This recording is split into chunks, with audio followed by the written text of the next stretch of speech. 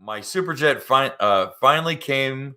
I want to ride it in the surf. Would it damage my ski to ride in the surf every now and then? Absolutely not. Just make sure you flush it and clean it out and oil it down when you're done.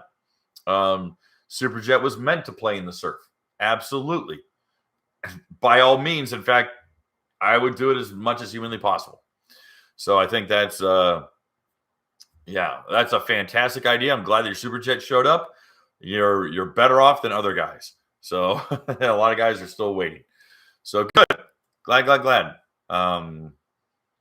Okay, I ride in freshwater. That's fine. But if you're going to ride and surf, I don't know any freshwater surf. So, if you're going to practice in salt, spend some time.